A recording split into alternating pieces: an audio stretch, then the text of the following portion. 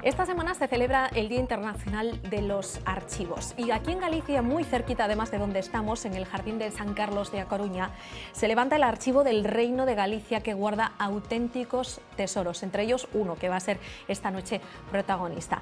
Nos acompaña su directora, la directora del Archivo del Reino de Galicia, Carmen Prieto. Muy buenas noches, Carmen. Muy buenas noches.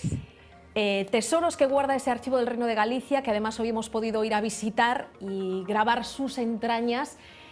¿De qué año es el documento más antiguo que guardan esas paredes, Carmen? El que tenemos más antiguo aquí es un documento del año 867, que es una donación que hace Rosendo, obispo de Mondoñedo, a los monasterios de San Juan y San Vicente de Almerezo.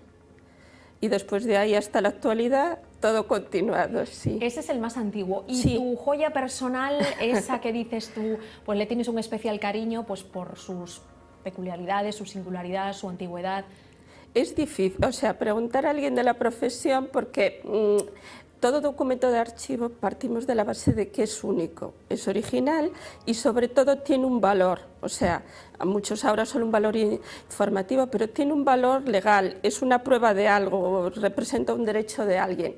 Después, claro, los hay que son, digamos, más vistosos, más bonitos, más artísticos y es difícil decir uno. Yo tengo una especial predilección por los documentos cartográficos y que en el fondo de la Real Audiencia de Galicia aparece muchas veces completando lo que es la información del expediente judicial y que se hacían a la vez que el proceso, pues el perito que se designaba o el que iba a tomar declaración, y hay algunos realmente espectacular. Entiendo que bastante más artísticos de los que hay hoy por hoy, de los que se hacen ahora mismo, ¿no, Carmen? Sí, más minuciosos. Sí. Y supongo igualmente por la valía de todo ese archivo que guardáis tendréis que someterlo a unas características de humedad muy concretas para que se conserven muy bien. Sí, sí, tenemos un sistema, o sea, todo el edificio fue rehabilitado entre el año 2000 y 2003 y se adecuó a las condiciones específicas que se demandan para este tipo de edificios en relación con la protección contra incendios. Entonces se han compartimentado en depósitos de 250 metros cuadrados, tienen puertas cortafuegos, o sea, que ralentizan del fuego, y además tenemos un sistema de control de temperatura y humedad que nos da gráficas semanales para saber si hay que hacer alguna incidencia en alguna zona, un sistema de ventilación forzado para compensar sobre todo aquí las subidas de humedad, que es el mayor problema, porque para que el papel se conserve en unas condiciones óptimas debe estar entre 17 y 21 grados y una humedad relativa entre 40 y 50. Bueno, vimos esta semana, Carmen, seguro que tú también lo viste y nuestros espectadores algunos, también esos expedientes guardados en los juzgados de Escairón comidos por las ratas, literalmente. Sí, bueno, es que muchas veces los locales donde se guardan no reúnen las condiciones, no es que sea que se pretenda que se estropea, sino que a veces es por azar. Quiero decir, los que han llegado hasta nosotros y conservados, también muchos de ellos han sufrido pues mucha humedad o han sufrido inundaciones, con lo cual el agua les ha dejado huellas, sobre todo de hongos, y ahora, bueno, hay algunos medios, digamos, para paliar que se siga deteriorando. Bueno, y supongo que todos los días cruzáis los dedos para que no ocurra un caso códice o algo similar. Sí, tenemos medidas de seguridad también. Nosotros el acceso a las zonas donde se guarda la documentación es por una tarjeta que lee quien accede en cada momento. Pero bueno, nadie estamos libres de esas cosas. Claro. Carmen, uno de los tesoros que guardan las paredes del Archivo del Reino de Galicia es ese expediente del caso de Roma Santa, el llamado Hombre Lobo Gallego. Y decimos especialmente importante porque es el único proceso judicial que se ha abierto en nuestro país contra una persona por licantropía. Bueno, aunque habría que decir que a él se le abrió el proceso por asesino. Lo que pasa él que justificó... No por convertirse en lobo, sino por matar gente. Por matar gente, exactamente, en concreto. Lo que pasa es que él, pues, digamos, lo que adujo para justificar era que él se convertía en lobo y no podía dominar sus instintos. Sí, pero es el único caso en que hay un proceso judicial donde se alega esa condición y además se tiene en cuenta. ¿Quién llevó, Carmen, ese proceso judicial? ¿Qué institución se encargó? Mira, pues en el caso había víctimas de varios ayuntamientos, pero se decidió que todo el proceso se concentrase en el juzgado de Allariz, porque era la zona de donde él era, vamos, donde él era originario, era la más próxima. Una parroquia de Santa Eulalia de Esgos, sí, un lugar llamado entonces Regueiro. era el juzgado que le correspondía y además el mayor número de víctimas desaparecidas, porque a día de hoy no se puede afirmar que fueran asesinadas, sino que nunca aparecieron, eran mayoritariamente de Allariz. Pero en un principio también se pensó en los juzgados de Laza, de Berín y de Tribes. Y además, en este caso, el juez de Allariz tuvo que hacer indagaciones y mandar providencias pues, a Portugal, a Santander y a un montón de sitios de donde se suponía que podían estar las posibles víctimas.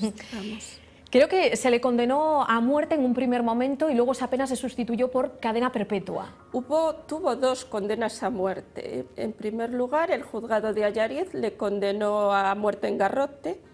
Se mandó a consulta a la audiencia territorial aquí a Coruña.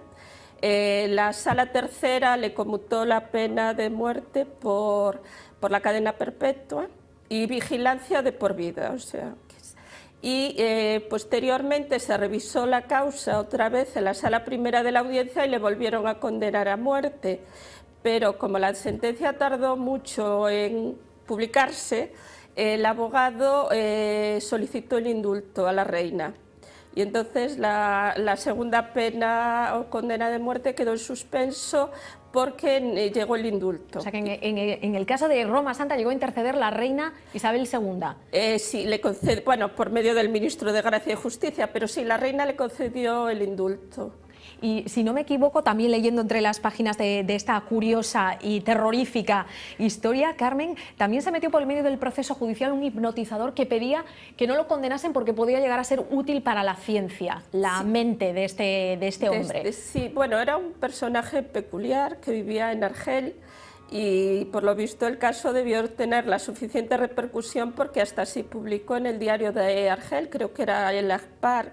Y este señor que, digamos, que promulgaba una nueva ciencia que se llamaba electrobiología, que decía que una persona sometida a unas determinadas condiciones podía realmente convertirse en licántropo. Y entonces él solicitó poder ver a Roma Santa y solicitó el permiso al ministro de Justicia y se le concedió, pero la verdad nunca lo llegó a examinar. Estamos hablando, bueno, no hemos dicho el año, de a mediados del siglo XIX aproximadamente. Sí, el proceso fue entre 1852 y 1854. Y para que se hagan una idea nuestros espectadores, Carmen, aunque es difícil ponerse en la piel de aquellos jueces de entonces, ¿sería muy distinto un proceso judicial del año 1850 y pico a lo que es hoy, a lo que vemos hoy en un tribunal? Sí, yo no me dedico al mundo judicial y en esto hay más expertos, pero teniendo en cuenta que realmente a él le condenaron porque se autoinculpó. O sea, así no había pruebas como tal que lo inculpasen. No se encontraron pruebas reales, o sea, cuando se buscaron pruebas en las zonas donde él decía que había matado y había enterrado a alguna víctima. En un caso, un guardia civil trajo una calavera, que lo único que se supone es que era de mujer adulta, pero no que fuera ninguna de... Y aparecieron otros huesos que se creían que eran de una mujer, pero parece ser que después eran de un animal. O sea, pruebas reales porque le encontraron pertenencias de algunas de las víctimas. Bueno, dicen que mató incluso a su propia hija, que fue una de sus víctimas, su propia hija, creo. No, que yo sepa, no tuvo hija. No, era la hija de alguna, o sea, mató a madres, a 2 madres con su hija, o sea, y alguna también con el hijo, pero él no... No tuvo descendencia. No tuvo, que se sepa, o sea, que se sepa. Carmen, y fue detenido en Toledo, lejos de Galicia, donde él estaba trabajando en el campo, creo, unos vecinos lo vieron y lo identificaron, lo reconocieron. Porque... al parecer, bueno, yo hace mucho que me he leído la pero más o menos, él cuando se empezó, porque empezaron él, como trabajaba de vendedor ambulante, al parecer prometía a personas encontrarles trabajo, de la servidumbre en Santander, que tenía contactos, y la mayoría de esas personas no se volvió a saber de ellas. Entonces la familia empezó a sospechar, y cuando empezaron a crecer las sospechas sobre él mismo fue cuando decidió hacerse con un pasaporte falso e irse a trabajar a Castilla en la Siega. Y al parecer en Toledo coincidió con 3 personas de Berín que lo reconocieron y lo denunciaron. Obviamente es la persona que mejor encarna el mito del hombre lobo. Sí, desde luego. Dicen algunos expertos que se podría tratar de un trastorno mental, pero que también hubo médicos que lo trataron y que no hallaron pruebas o evidencias científicas de que tuviese un trastorno. Hay otros expertos que hablan de que pudo haber ingerido sustancias que lo intoxicasen y le perturbasen. No sé qué teoría es la más fundada en este caso. Yo no me atrevo a afirmar, ahora puedo decir que en la causa los médicos que le examinaron